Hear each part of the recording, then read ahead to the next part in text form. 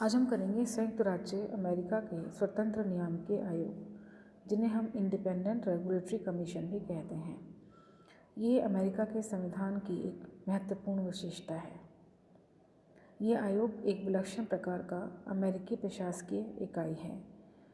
सबसे पहले आयोग की स्थापना 1887 में हुई थी, जिसका नाम था अंतर्राष्ट्रीय वाणिज्य आयोग।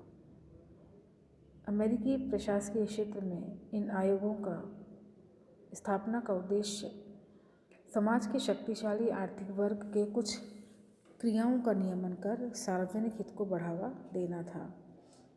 इस नियामकीय आयोग वर्तमान में 9 प्रकार के अमेरिका में पाए जाते हैं।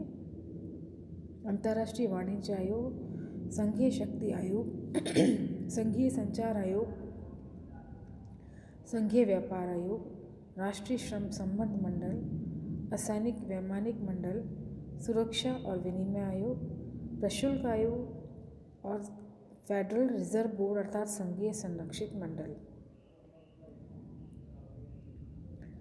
1911 के इस अधिनियम के तहत इन इंडिपेंडेंट रेगुलेटरी कमीशनों का निर्माण किया गया था।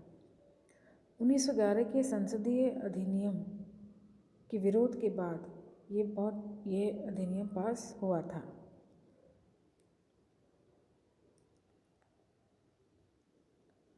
हालांकि इनका नाम इंडिपेंडेंट रेगुलेटरी कमीशन अर्थात स्वतंत्र नियामकीय आयोग है, परंतु इनकी स्वतंत्रता पर अनेक प्रतिबंध लगाए गए हैं। और ये भी एक तथ्य है कि ये आयोग राष्ट्रपति के उतने अधीन नहीं रहते जितने कि ये सरकारी विभाग के अधीन रहते हैं। परंपराओं और नियमों ने मिलकर इन आयोगों की स्वतंत्रता को निश्चित कर दिया है। इन आयोगों की स्वतंत्रता की रक्षा के लिए निम्नलिखित प्रकार के उपबंध भी रखे गए हैं। पहला है कि इन सदस्यों का कार्यकाल राष्ट्रपति के कार्यकाल से अधिक होता है और सभी सदस्य एक ही समय में सेवानिवृत्त हो जाते हैं। इसलिए जो राष्ट्रपति शक्ति में आते हैं वे इनकी सदस्यता पर नियंत्रण नहीं रख सकते।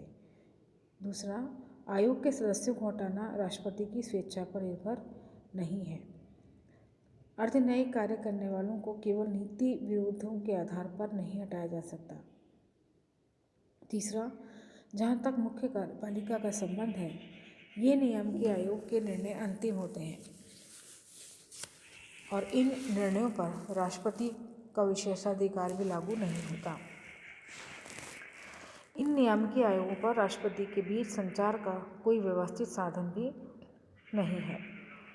पांचवा, इन आयोगों को बहुत वित्तीय स्वतंत्रता प्राप्त रहती है। अपने धन पर इनका पूर्ण अधिकार होता है। वित्तीय स्वायत्त या स्थायित्व इन आयोगों का एक प्रशासकीय स्वतंत्रता प्रदान करता है।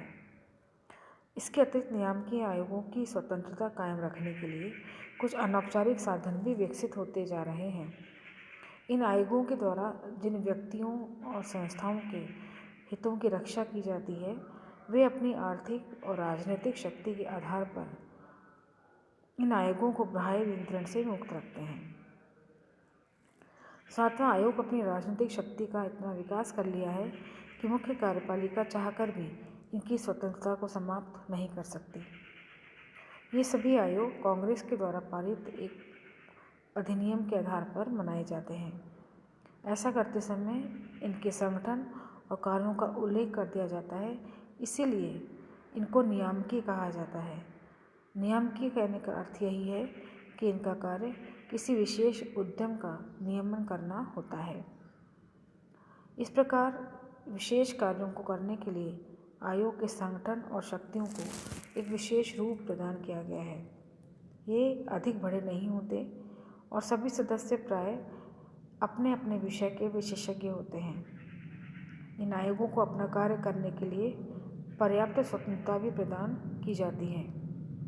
यदि ये आयोग स्थापित ना किए जाएं, तो व्यवस्थापिका को ही सारे उद्यमों को और उसके संबंधों के कार्यों को करना पड़ेगा। इसीलिए व्यवस्थापिका, कार्यपालिका और न्यायपालिका के विस्तृत कार्यक्षेत्र की दृष्टि से ये कहा जा सकता है ये अतिरिक्त कार्य ठीक प्रकार से संपन्न नहीं कर पाएंगे। स्वतंत्र नियामकीय आयोग में से अधिकतर आयोग इस प्रकार के हैं जो अपना कार्य करते समय इन तीनों दृष्टिकोणों को अपनाते हैं। उनके कार्यों में खूबसूरत समायोजन हमें दिखाई देता है।